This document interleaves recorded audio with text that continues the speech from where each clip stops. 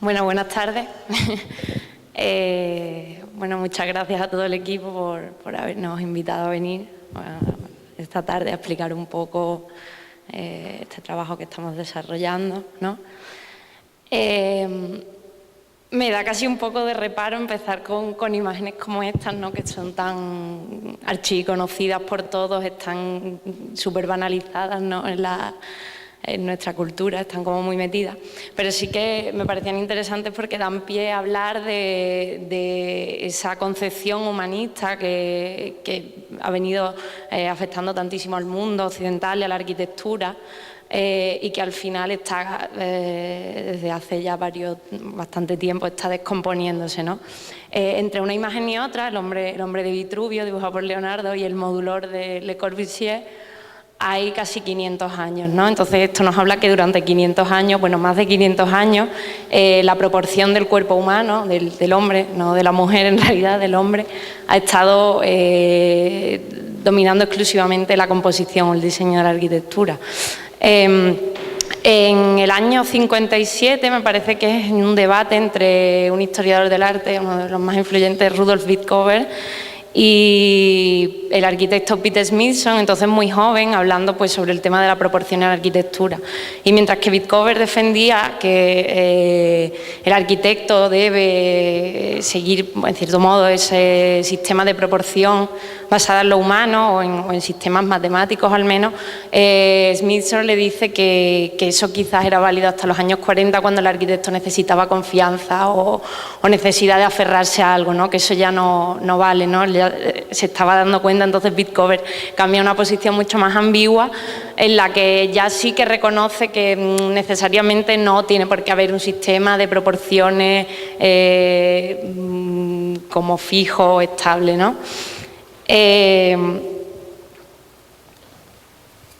Pero bueno, esta crítica se llevaba haciendo desde hace bastante tiempo, ¿no? Uno de los que hicieron una crítica más feroz a la relación entre cuerpo y arquitectura, tal y como se había pensado hasta entonces, es el escritor francés Georges Bataille, que, bueno, él llega a decir, bueno, él critica esa manía, entre comillas, que tiene la arquitectura de establecer estructuras matemáticas detrás de todo, no solo detrás de los edificios, sino también de la pintura, algo que aparece en todas partes, ¿no? Incluso llegando a decir que la verticalidad del cuerpo humano, la estructura humana, está a medio camino entre lo simiesco, lo animal, lo horizontal y los grandes edificios, ¿no? Entonces el cuerpo humano sería como ese eslabón intermedio en la cadena que llevaría como a la gran arquitectura como dominadora, ¿no? Y entonces eso él lo critica mucho. Por ejemplo, en esta imagen, el acéfalo que dibuja André Masson, tiene muchísimas connotaciones, habla de muchas cosas, pero Bataille dirá sobre esta figura que el hombre escapará a su cabeza como el convicto escapa de la prisión. De nuevo retoma el tema de la arquitectura como esa cabeza, esa razón humana que ha ido controlando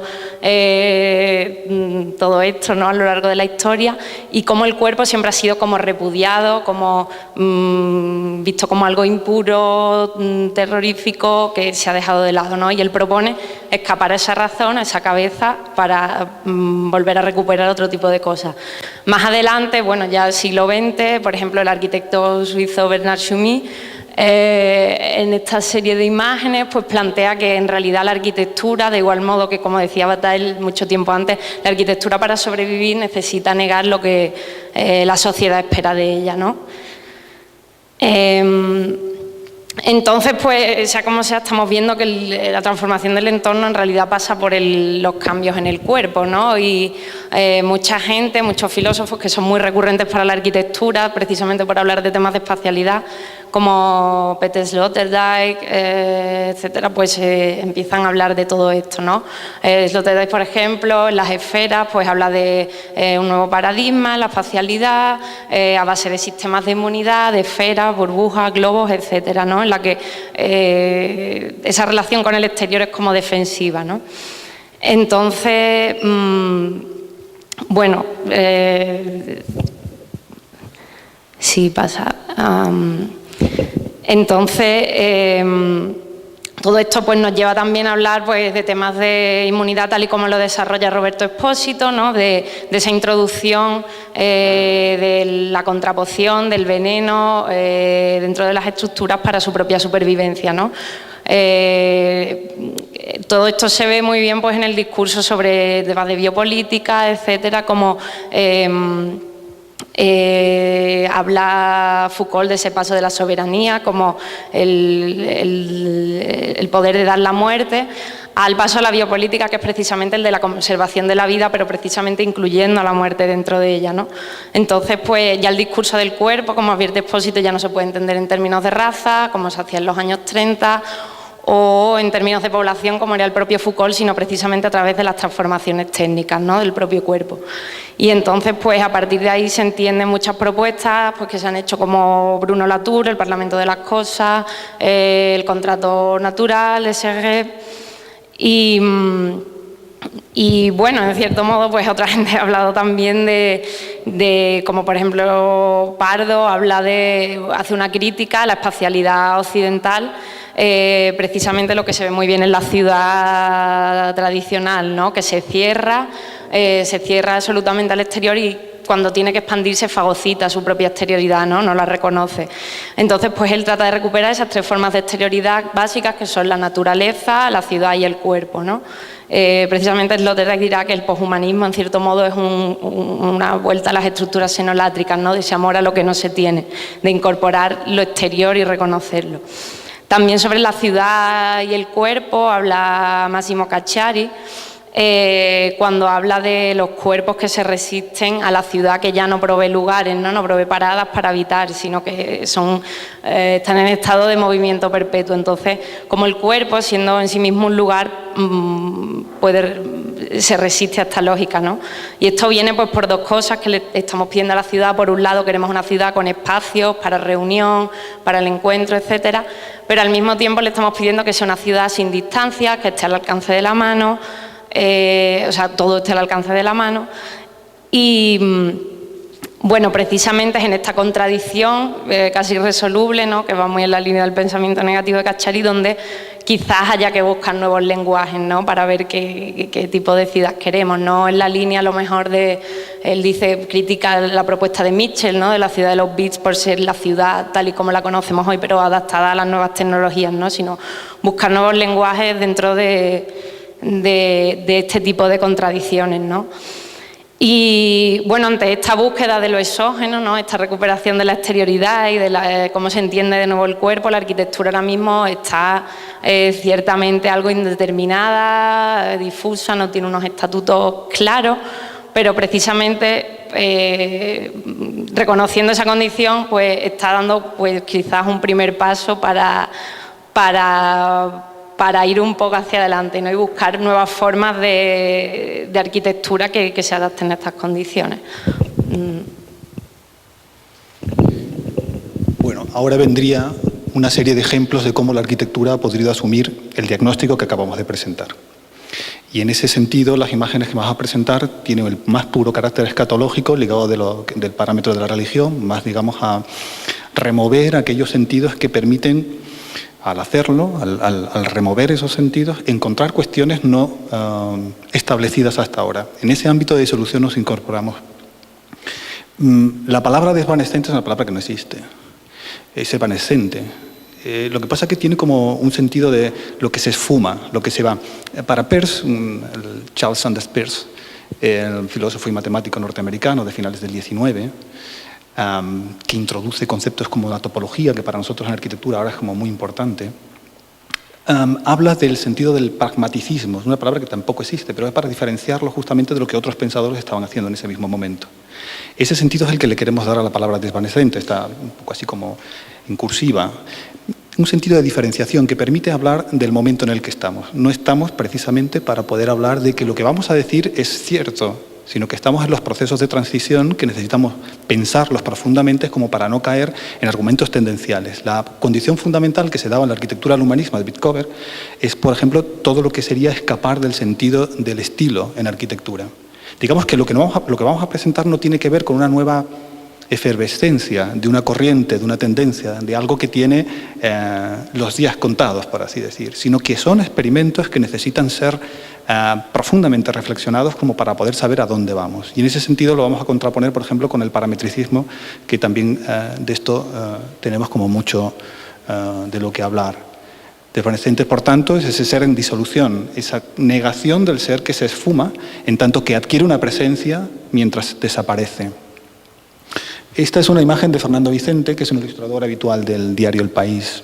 Últimamente sale menos, pero creo que es alguien de una enorme capacidad de sintetizar lo que el problema que se le ha dado para que ilustre, pues con su forma de expresarlo, pues adquiere el resultado en formas. Esta es una representación del cuerpo, tal y como sería paisajes corporales. Digamos que sería la asunción de que el cuerpo vuelve a escena, y vuelve a escena justamente representando una especie de suerte de naturalidad nunca expresable desde la palabra naturaleza en términos puros, porque nunca ha existido así.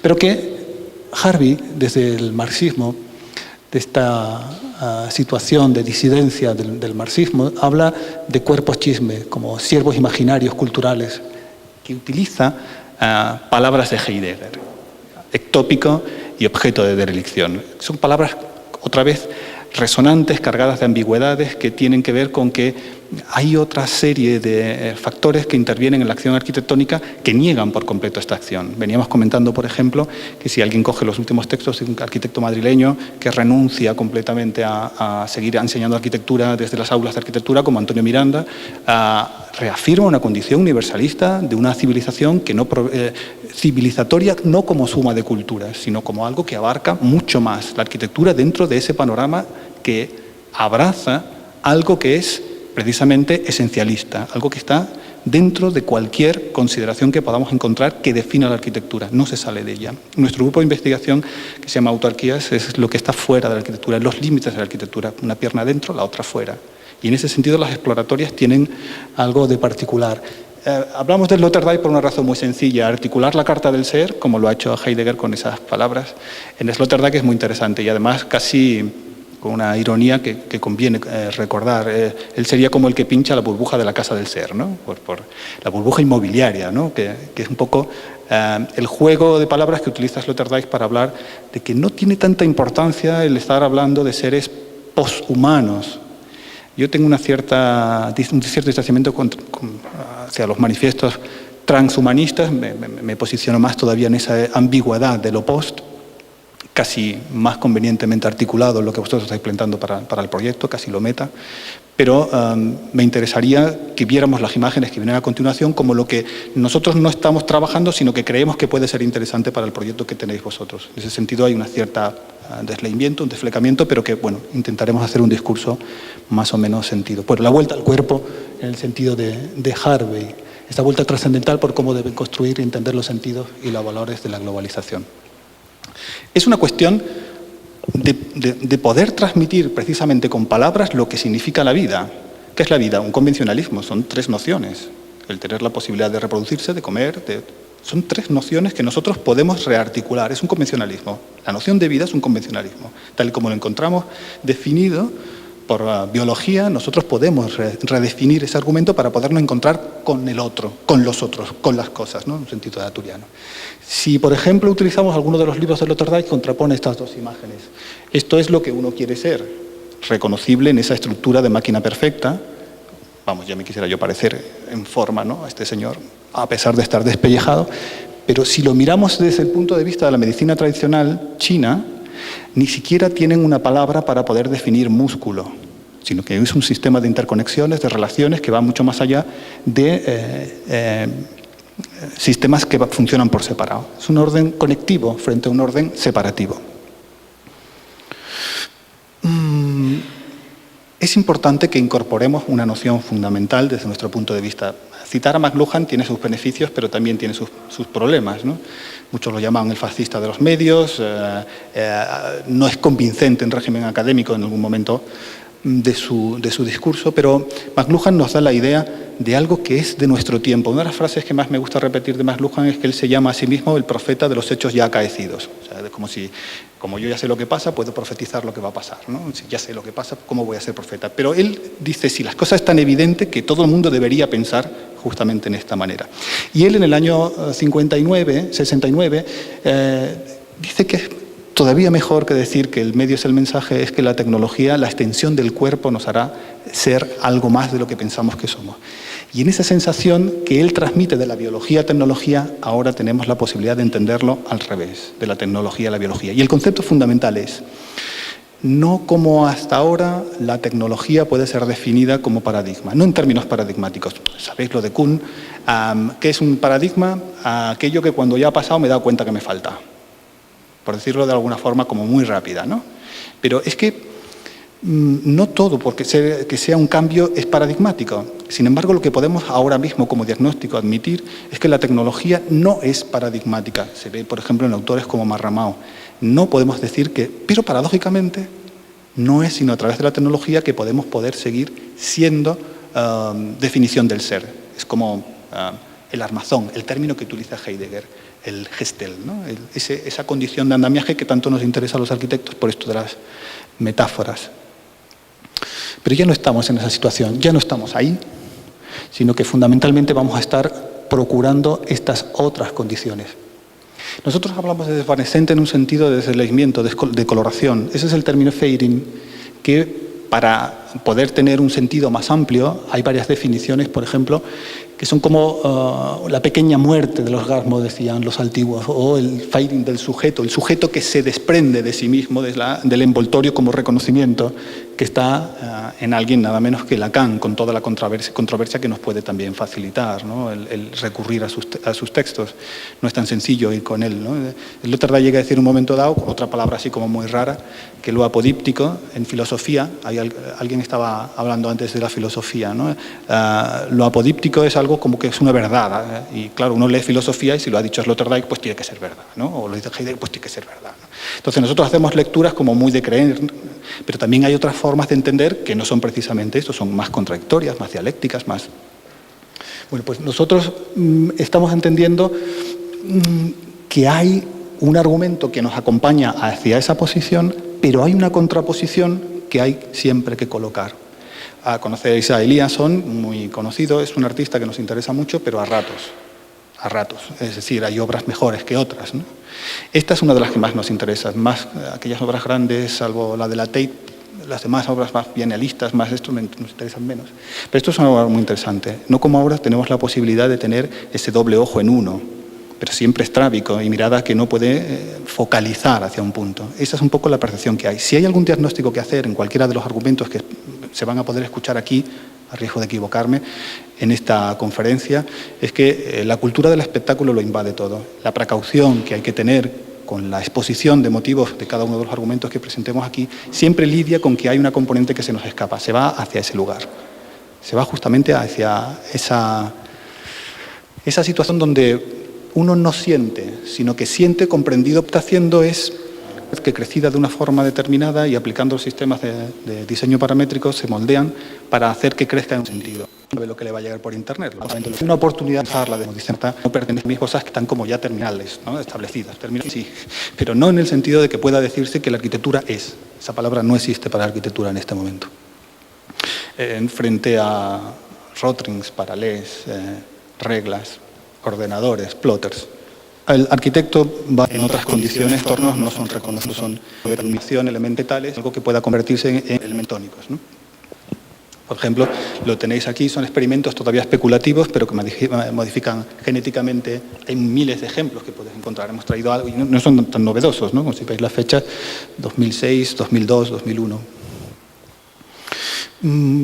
Lo que sí nos interesa es destacar qué tiene que ver la relación de la forma con lo que vosotros habéis planteado para la conferencia. Las investigaciones que hemos hecho ya son 3 investigaciones en forma de tesis doctorales que están dirigidas a la generación de la forma, no solamente en arquitectura. Detecta que podríamos estar hablando de partida de la simetría, proporcionalidad de dimensión, que está en autores fundamentales de arquitectura como Spengler o Sempa. Pasaríamos ahora a una nueva, a 3 nociones, a 3 correlaciones. Serían maleabilidad, diferenciación y correlación. Fijaos que partimos de las condiciones de la definición que da Bitcover sobre humanismo para arquitectura. y pasan a ser maleabilidad, diferenciación y correlación, que son condiciones más topológicas. Quiero decir, esto como la articula arquitectura, igual que lo virtual. En épocas donde no hay crisis, todo el mundo está hablando de lo virtual. En cuanto hay una especie de caída de los presupuestos virtuales por un materialismo absoluto, la arquitectura recupera su posición material. Bueno, los premios Fada Matadero, por ejemplo, si os vais por poner un ejemplo de lo que significa una vuelta a la condición de la más pura materialidad. Ejemplos que son perfectos para la arquitectura, pero como veis hay como una numerosísima cantidad de vías de desarrollo. Por otro lado, hay otros arquitectos que están trabajando como Lin y Carl Chu, que hacen modificaciones genéticas dentro de sistemas de trabajo del propio arquitecto. Es decir, el arquitecto, como un fundamento poshumanista, lo que ya no tiene es la confianza de que todo lo que piensa va a ser encontrado en algún libro en algún momento, y tampoco encuentra su posición central como que él es el señor del antropoceno, el señor que está justamente posicionado en el centro. Esa época ya no le corresponde, ya no nos corresponde, y sería más bien encontrar, bueno, una serie de modificaciones que a nosotros completamente no nos convencen. Nos interesa más, fijaos las dos posturas. La primera sería un sistema autopoético que, por contra, para un sistema que produzca arquitectura, habla de un interior que consume sus propias consideraciones. Por tanto, encontramos una condición negativa dentro de la autopoiesis. Pero frente a eso, la noción de la ciencia del bootstrap, que habla de una red dinámica de relaciones y sucesos interrelacionados donde las soluciones de problemas físicos estaban ocultas en paradojas, en relación con la filosofía oriental. Quiere decir que incorporamos cuestiones que no están solamente dentro de nuestros propios paradigmas, sino que están fuera. Empezamos a olvidar la palabra músculo, por decirlo de alguna forma. Y estos son los resultados, por ejemplo. Este es uno de los trabajos especulativos de Mr. Joachim en Estados Unidos. El miembro de nuestro grupo, Eduardo Mayoral, que trabajó allí, lo tenía como su advisor y fue el que, bueno, nos puso en alerta de todas estas cuestiones. Esto es una casa de carne. ¿Qué ventajas tiene una casa de carne? Es un elemento que interacciona con un exterior. McLuhan hablaba en términos de homeostasis. Homeostasis es equilibrio. Entonces, ¿nosotros cómo hemos equilibrado el planeta? A golpe de construir sistemas de inmunidad. ¿Cómo? Con la tecnología. ¿Qué hace calor? Aire acondicionado, por ejemplo, ¿no? Pero ya la homeostasis, ya las palabras de McLuhan en el año 69 son distintas. Es como que el cuerpo ha de adaptarse. Y en ese sentido ya no hay solamente una relación de la exterioridad, sino que hay una vuelta al cuerpo, pero precisamente porque lo que se va a modificar como entorno es tu propio cuerpo. Tus límites de tu cuerpo ya no serán así. Esta casa, por ejemplo, tiene la ventaja de que si sufres de riñones te hace la diálisis. Quiere decir que es un organismo que interactúa contigo, de forma que forma parte de ti. Bueno, quiero decir, no sé cómo huele, ni cómo vamos a sentirnos cuando aquello de alguna forma tenga un espasmo, porque es músculo. Pero en realidad lo que está hablando es de esa condición especulativa todavía, de que estos procesos están en marcha. Y claro, un anatomista jamás dibujaría la sección constructiva del cuerpo. Quiere decir que estos procesos están ahora como ligados a expresiones arquitectónicas y los podéis ver como hay el hueso, es la viga o es el pilar, ¿no? Y esta es la maqueta, por supuesto hecha de filetes. Más ejemplos, este por ejemplo de epidermic hyperplasia de Breker y Kirmisi. Ahí en el PDF también tenemos vídeos como para que podáis ver más, para poder ver un poco todas las cuestiones que también hemos encontrado en vuestros manifiestos, la relación entre lo amorfo y lo informe, que nosotros tenemos un posicionamiento que ahora pasaré a explicar muy brevemente. Si me paso de hora, pues me avisas. Vale. Bueno, veis un poco los ejemplos de lo que está trabajando la arquitectura: crecimiento de micelios, reproducción de tejido vivo, impresoras. Esto es un invento que conoceréis también como de una impresora de chorro de tinta, pues podemos meterle células madres y de hacer que una oreja o un cuarto de la escala real pues pueda ser impresa, ¿no? Válvulas del corazón, quiero decir que esto aparece todos los días en el periódico, como alguien ha salvado la vida porque una parte del tubo traqueal se le ha construido a partir de una impresora de células vivas, ¿no?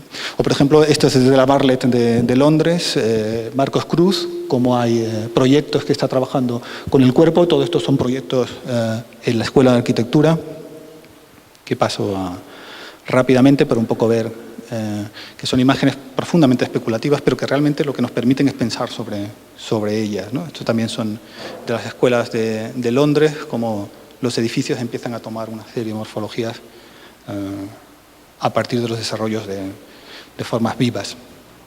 Claro,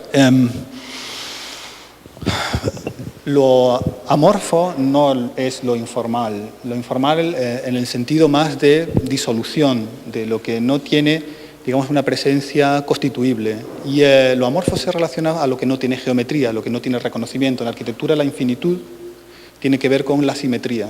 De hecho, cuando un elemento clásico se establece, para hablar que su orden de simetría no es un elemento compositivo, es una referenciación a la matemática del momento, que es el momento en donde se descubre, y esa infinitud tiene que ver con la repetición que finalmente da esa noción de que se va. Hay una diferenciación clara, por lo menos en términos matemáticos que yo conozca, entre infinitud y lo ilimitado. Y en esa situación la arquitectura explora lo infinito, que tiene que ver con un orden más idealizado que con una cuantificación. Pero este es el ejemplo de lo que nosotros podíamos dar como noción de traducción del embodiment, que es decir, en español hay una palabra fantástica para esto que es encarnación. Y en ese sentido, insistir en ello. Hay un textito, bueno, un señor libro de Regis Debray, que se llama Introducción a la Mediología. Mediología como mediación, como intermediación. Y habla, por ejemplo, cómo Jesús es el intermediario de Dios en la tierra, cómo se va a atrever Dios a poder hablar directamente con los hombres si no es a través de la encarnación de su Hijo en tierra, ¿no?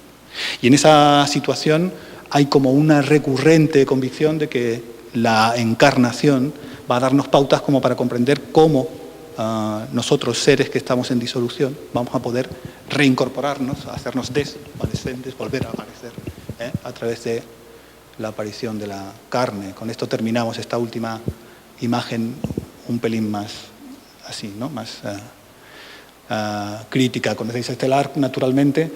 Bueno, en ese sentido hemos también como hablado que no íbamos a poner a Lady Gaga con el traje de carne, pero a todo el mundo se le viene a la cabeza, ¿no? ¿Verdad?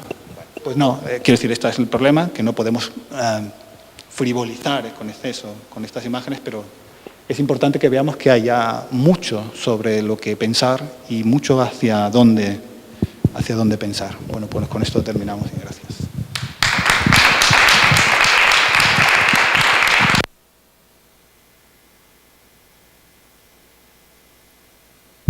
¿Preguntas? Nadie se atreve de momento, pues yo rompo el hielo. ¿Cuál es el marco de vuestra arquitectura viva, puesto que está viva? ¿Cuál es el marco de vuestra arquitectura viva, puesto que está viva? ¿Cuál es el marco? ¿Cuál es la frontera? Los planos, quiero decir, las maquetas, me aparecen en un entorno plano, quiero decir vacío, homogéneo, más o menos. ¿Cuál es el entorno? Me importa la ecología.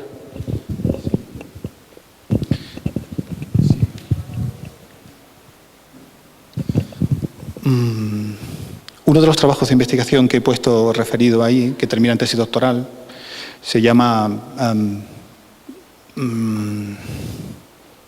sobre los procesos de generación de la forma en el espacio de las ecologías. Fundamentalmente trabajamos en términos de espacio y nos basamos justamente en nociones de la sociología, la antropología, la filosofía, la matemática, la biología. Sin embargo, yo no quiero ser como Sokal, que cuando viene a hablar no deja hablar a los demás porque entiende que cuando uno habla en términos que no le pertenece no debería hacerlo a no ser que comprenda perfectamente lo que está diciendo. Por ejemplo, ponen entredicho los trabajos de Foucault, de Deleuze, de Julia Kristeva, incluso de Lacan cuando está hablando de problemas ópticos, ¿no? Claro, uno cuando habla desde ese punto de vista se basa muy claramente en ello. Ya he dicho antes lo que significa lo apodíptico, ¿no? Me respaldo en alguien y no tengo más que decir. No, nosotros estamos tratando de llevarlo a una clave de reflexión. Y por tanto, aunque hay gente en el equipo que está trabajando más directamente en el terreno, como estás viendo con su traje, su máscara, su manipulación, es un ámbito más reflexivo. Nos importa más ahora mismo la reflexión que terminar construyendo algo. ¿Qué decir?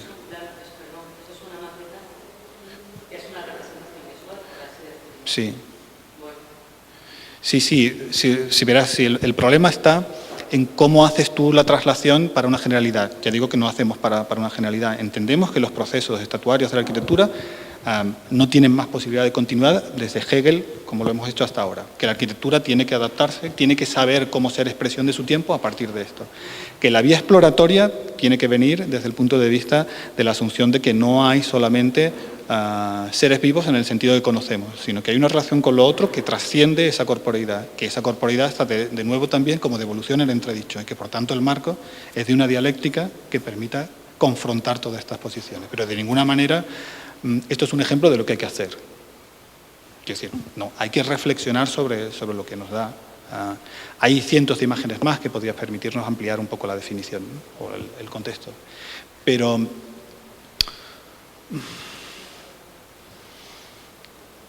es cierto también que, por lo que dije antes, si no eres capaz de transmitir algo de una forma más concreta, más realizada, realmente es muy difícil que alguien pueda creer en lo que estás diciendo. Por tanto, la condición de la imagen, siempre muy perseguida en las escuelas de arquitectura como resultado, interesa más. Es la procesualidad lo que nos interesa más, ver hasta dónde podemos llegar y la sumatoria, el intercambio. Un poco lo que podemos decir hasta ahora.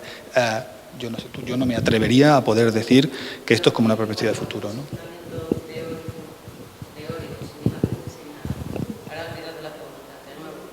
¿Cuál es vuestro posicionamiento en relación con la creación de una arquitectura desvanecente? Sí. Bueno, en el entorno de esa arquitectura desvanecente. He rehecho la pregunta en el plano teórico de la relación de una construcción teórica, pero del tipo de la que estáis planteando, desvanecente, en relación con lo que está fuera, la piel de la arquitectura desvanecente en relación con su entorno y la dinámica. Así. Sí, hay dos posiciones que yo a mí me atrevería a dar ahora a la pregunta. Es una pregunta de una dificultad tremenda de ser respondida inmediatamente. Una primera clave estaría en el tránsito del siglo XIX al XX, como término teórico, que se nos sirve de apoyatura, donde hay dos claves fundamentales. Una es el desarraigo y otra es el extrañamiento. Una está en Ortega y otra está en Heidegger. En esa situación no hay arquitectura que se sostenga por digamos, unos lenguajes, aunque las escuelas de arquitectura estén llenas de la recomposición del proyecto moderno para decir que esto es inconcluso porque no hubo una forma de acabarlo correcta y ahora podemos continuarlo. Hay una refundación de lo moderno que acabaría con todo lo que estamos haciendo todos aquí, desde mi punto de vista. Para los profesores de mi escuela, por ejemplo, no. Y es una posición comprensible desde otro punto de vista, ¿no? Pero por otro lado, hay una situación donde es posible pensar en términos incluso de sostenibilidad, si me dejas usar esa palabra, porque es una palabra que necesito como cuando hablo de naturaleza, o sabemos a lo que estamos refiriéndonos, no puedo utilizar la palabra porque nunca encontraremos un punto de común acuerdo, ¿no? Sería, por ejemplo, pensar en la misma refundación del sentido de una célula. Para nosotros, hasta ahora, en el sentido de la vida, ha estado la condición de la vida justamente en el interior, cromosomas. Pero desde ahora, para nosotros, y eso es importante para la arquitectura, y estaría, por ejemplo, en Fritjof Capra, en el Tao de la vida, por ejemplo, ¿no? El Tao de la física, quiero decir, el Tao de la física, y hay otros libros donde establece que el punto de vinculación entre el interior y el exterior está en la membrana. Esa membrana es un punto de correlación y permite pensar que los edificios, a partir de ahora, tendrían que estar pensando en algo que tiene que ver más en ese punto de encuentro, que consume, de límite, de establecimiento de frontera, antes que hablar de un interior puro para hablar de una referencia de un exterior puro. El exterior puro sería justamente esa idealización que hemos tenido durante mucho tiempo, que ha sido lo que nos ha hecho envolvernos en cámaras autógenas, ¿no? Como diría el propio Sloterdijk, ¿no? Por tanto, la reafirmación de la condición de membrana, de punto fronterizo, de límite inestable, de punto de absorción de nutrientes externos e internos, es donde estaríamos nosotros situados teóricamente. Eso me permite estar en muchos sitios a la vez y resolver multitud de cuestiones con respecto a lo que sería la ecología. En términos ecológicos no hay sino posibilidades de transformación.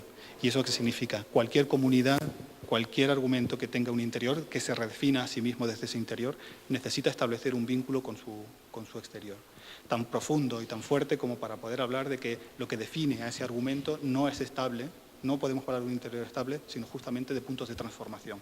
Esa es la condición de la generación de la forma ahora mismo, en general, y yo creo que necesita la arquitectura incorporarlo con urgencia, porque ahora mismo no lo hace.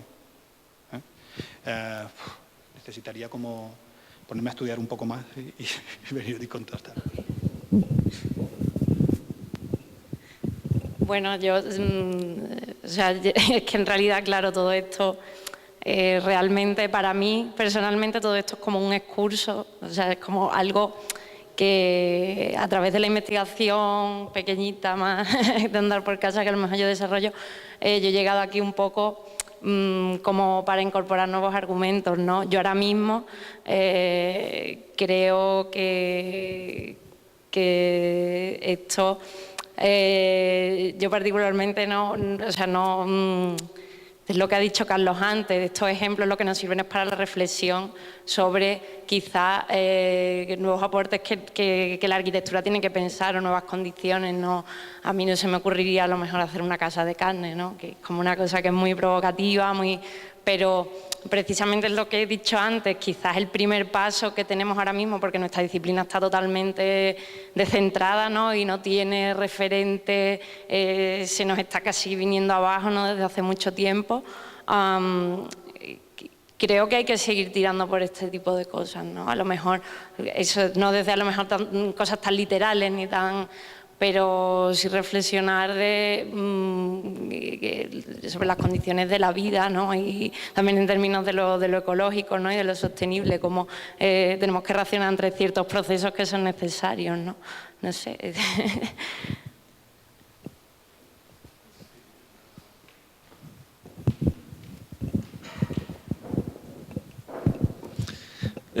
Tampoco quiero alargar, no sé si hay una última intervención después. Vale, no, pues entonces muy rápidamente. Bueno, muchas gracias por vuestra intervención. Y no, simplemente, o sea, me interesa el modo en el que la arquitectura casi, y voy a retomar algunas de las cosas que habéis dicho para explicarme bien. Pero me interesa el modo en el que la arquitectura diferencia elementos que están en juego. Claro, os habéis referido a diferencias desde, por ejemplo, la diferencia entre interior y exterior, pues tiene muchas referencias teóricas, y os habéis referido a algunas. Habéis hecho referencia, por ejemplo, a la encarnación desde un punto de vista que yo creo que también establece una diferencia entre un exterior y un exterior, y en ese sentido ahí hay un régimen, si queréis, de categorías como muy básicas en la tradición occidental, como son las de identidad y diferencia, en fin. También con la cuestión de la morfogénesis que veía, claro, precisamente el modo de entender la morfogénesis desde el final del 19 y fundamentalmente en el 20 y demás, es desafiar esta idea de la encarnación como casi el modelo tradicional aristotélico en el que la materia es algo inerte y amorfo que tiene que recibir desde fuera la forma que es cualitativamente distinta de la materia, en fin, o sea, a mí me interesa que dentro de todo este aparataje conceptual me interesa cuando de repente la arquitectura diferencia elementos y los pone en juego, incluso con este aparataje categorial, pero casi que el aparataje categorial me importa poco. Entonces, en relación, también yo creo que señalabais cosas en torno a la exterioridad y era de Pardo, yo creo, ¿no? Vosotros, desde vuestro proyecto de investigación, si es el caso que hacéis esto, localizáis, por así decirlo, hacéis un mapa de los elementos que están en juego a la hora de definir el trabajo del arquitecto, y el trabajo del arquitecto directamente de la construcción, ¿no? O sea, directamente de elaborar algo como de los ejemplos que hemos visto aquí. Con elementos me estoy refiriendo al hecho de que, pues eso, la exterioridad en qué se cifra. La exterioridad en qué se cifra. ¿Se cifra en determinaciones ecológicas? Sí, ¿de qué tipo? ¿En qué se cifra la cuestión de habitar, ¿no? La cuestión de para quién se hace lo que se hace? se cifra cuestiones que tienen que ver con el terreno, ¿no? De tipo estructura. O sea, ¿qué tipo de mapa? Casi os estoy pidiendo como una lista de elementos de qué está en juego verdaderamente en el trabajo del arquitecto, dentro, entiendo que de vuestras líneas, qué elementos están en juego ya referidos al aparataje conceptual o sin referirse, porque el aparataje conceptual casi que me resultaría, o sea, que tiene que venir como después de eso, ¿no? Primero el mapa y después ver exactamente en qué queda la exterioridad y la interioridad, en qué queda la formación de la materia, en qué queda la propia génesis de la forma y la materia. Es una pregunta muy general, lo siento, pero es todo el rato lo que andaba como mascullando, ¿no? Pero, ¿qué elementos están en juego, ¿no? En la arquitectura para que estos conceptos funcionen como en la arquitectura ya en acción, ¿no? Disculpadme porque al final...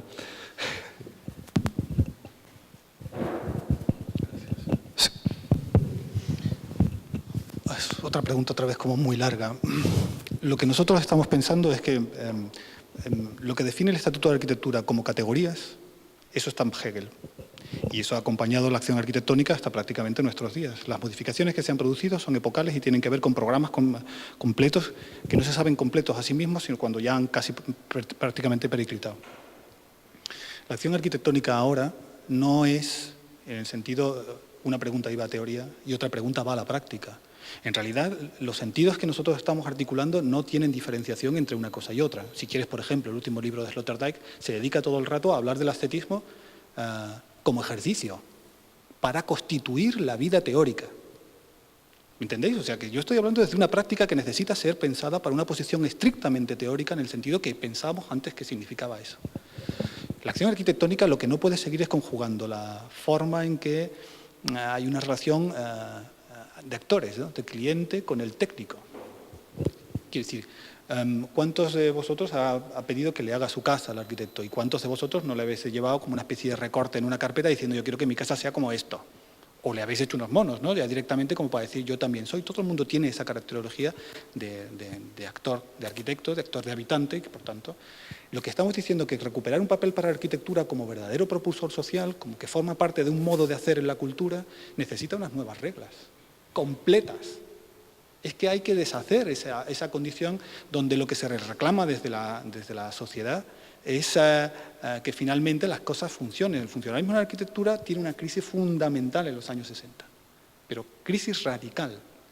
Y en ese sentido, cuando volvemos a expresarnos a través de otro tipo de funcionalismo, como es el parametricismo de las tesis que tiene Schumacher, o sea, no sé si me verá alguna vez, imagino que no, pero cuando lo está haciendo y vemos los proyectos de Zaha Hadid, que por nombre yo creo que todo el mundo debe conocerla, ¿no? Por los proyectos que está haciendo todo el mundo, esta Zaha Hadid ya no es la Zaha Hadid que conocimos en los primeros años de su profesión. Está trabajando con unos regímenes muy autopoyéticos, pero en el sentido peyorativo que dije antes, como unos interiores que están limitados precisamente por ese grado eterno de novedad que es fundamento no solo de la arquitectura, sino de cualquier acción académica. O sea, si alguien hace una investigación, lo primero que tiene que defender es su grado de novedad. ¿Por qué? ¿Por qué tendremos que estar, de alguna manera, proponiendo algo que esté justamente diciendo que es diferente de lo demás? Tendremos que hablar también de lo que comprendemos a partir de las apoyaturas, quiero decir, tan importantes para nosotros en la sesión de hoy, estar hablando del 19 en la retórica, como de los procesos del trabajo, como quiero decir que esta es la interactuación. El trabajo del arquitecto no se define por su apropiación de términos, sino justamente por la compartir los términos con vosotros. En eso estamos. Es decir, si yo tuviera esto y supiera las bases en las cuales aplicar la arquitectura ahora, pues probablemente no estaría aquí, me estaría haciendo de oro, ¿no? Pero no lo sé, no soy como McLuhan, estoy como intentando ver, no sé qué tipo de profeta puede ser, pero estoy en ello, estamos en ello. Una última pregunta, como ya tenemos que irnos literalmente, entonces, bueno, un comentario que si queréis podemos continuar, que os invitaría a los que habéis venido hoy, pues a que nos vayamos ahora, no sé, a tomar unas cañas o un algo, ¿no? Que es el mejor momento para hacer los debates, al fin y al cabo. Pero es que, claro, todo lo que habéis planteado pues tiene una enorme relación con el proyecto, porque una de las cosas que el proyecto más intensamente va a dedicarse a hacer es a desvanecer la noción del espacio extensivo, de la res extensa, del tipo de espacio que Henri Lefebvre denomina un espacio abstracto o un espacio absoluto. Supongo que habéis leído a Lefebvre, ¿no? Bueno, y justamente de cómo generar un espacio diferencial, que dice Lefebvre, ¿no? Y eso, bueno, aquí cada uno pues ya veremos cómo llegamos a ese elemento arquitectónico, ¿no? Ese elemento no lineal, donde el espacio emerge de los movimientos de los cuerpos, donde el espacio ya no es esa res extensa que surge, que, bueno, y que viene de ese conjunto pues de tradiciones de abstracción y de trascendencia, un espacio inmanente, un espacio transductivo en términos de Simondon, un espacio interactivo en términos de Karen Barat, en fin, hay muchas cosas ahí, ¿no? Pero, bueno, el tema de la morfogénesis justamente es interesante, porque yo el término que les he propuesto durante todo el taller y durante el proyecto es uno que vengo trabajando desde hace bastante tiempo y que denomino justo amorfogénesis, ¿vale? Claro, la morfogénesis, efectivamente, en la tradición aristotélica, pues tendría que ver con un cierto dinamismo de la materia, pero siempre vinculado a una cierta forma de teleología orientada a la forma, de algún modo, ¿no? Y a un cierto dualismo, donde el alma es la que da la forma a la materia, ¿no? ¿Qué pasa cuando, o mejor dicho, cómo entender cuáles son los procesos por los cuales nuestra percepción se ha ido articulando a lo largo de milenios a través de todos esos elementos tan fundamentales para la arquitectura? La geometría euclidiana, la perspectiva renacentista, etcétera, etcétera, ¿no? Cómo la percepción es lo que realmente ha cobrado forma en ese proceso, pero cómo la percepción deviene un elemento ontológico, no solo epistemológico, no solo instrumental, ¿no? Entonces, cómo nos hemos constituido en esa historia perceptual y cómo es ese tipo de percepción lo que permite que identifiquemos algo como forma. Y cómo eso tiene que ver con una ontología platónica en la cual se ha intentado fijar el movimiento del mundo para darle relevancia a unas formas que exceden al movimiento. En mi visión, si es que más bien en mi desvisión, no habría nada que exceda al movimiento, ¿no? Entonces sería una cuestión de cómo recuperar el movimiento de esa coreografía de la percepción que ha intentado fijarlo, cómo desalinearlo de esa coreografía de la percepción para que vuelva a ser un movimiento en toda su potencia, por así decirlo, ¿no? Entonces, cómo en ese sentido generar una arquitectura que no tenga nada que ver con la tradición que conocemos, una arquitectura que no se pueda diseñar sobre plano, una arquitectura que exceda en todos los sentidos la noción de un espacio abstracto que se pueda diseñar a priori, una arquitectura que surja y se transforme de los cuerpos, pero sin estar además ya totalmente capitalizada, porque al fin y al cabo las redes informacionales tienen ciertos aspectos dinámicos que podrían hacernos pensar equívocamente quizá pues que son ya ese tipo de arquitectura fluida dinámica, pero realmente todas operan en función de que estamos alineados con unas interfaces que son la herencia de esa perspectiva renacentista, de ese alineamiento euclidiano de toda una serie de cuestiones, ¿no? Entonces, no funciona esa capitalización si no estamos alineados con las interfaces, ¿no? Entonces, ahí hay toda una serie de cosas que simplemente tampoco pretendo ahora que las discutamos, si queréis las seguimos debatiendo luego, pero que os las largo porque, bueno, tienen todo que ver, ¿no?, con lo que estamos trabajando aquí y, desde luego, no es que tengamos ya ninguna solución y tampoco a lo mejor la tendremos al final de los 5 años, quién sabe, ¿no? Eso sería demasiado pedir, pero bueno, agradeceros a todos los que habéis venido hoy y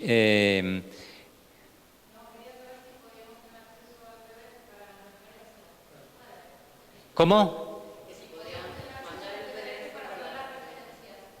El PDF. Sí, podéis podemos, ¿está en el ordenador? ¿Podemos distribuirlo? ¿Sí?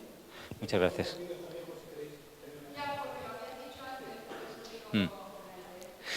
Y bueno, ya simplemente para cerrar, perdona Eva que tome tu relevo ya, somos los... Sí.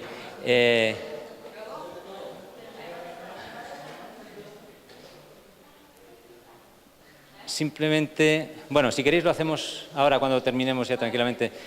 Tenemos que irnos ya, entonces, insisto, continuemos el debate si queréis. Fuera, un último anuncio que conecta mucho con el tema de la desvanescencia. La conferenciante que no está ahora con nosotros para hacer el paper que estaba programado inicialmente, que es Elena Torres, me acaba de enviar un texto que no es lo que inicialmente iba a leer aquí, sino que se titula No conferencia, y que os invito a no leer o leer. En su blog, Helen la Floresta, bueno, lo podéis encontrar buscando Helen la Floresta, y por lo tanto, pues, bueno, no conferencia para no leer, o tal vez sí. Bueno, interesantes cuestiones surgirían si pudiéramos no leerla sobre la desvanescencia. Y así que muchas gracias.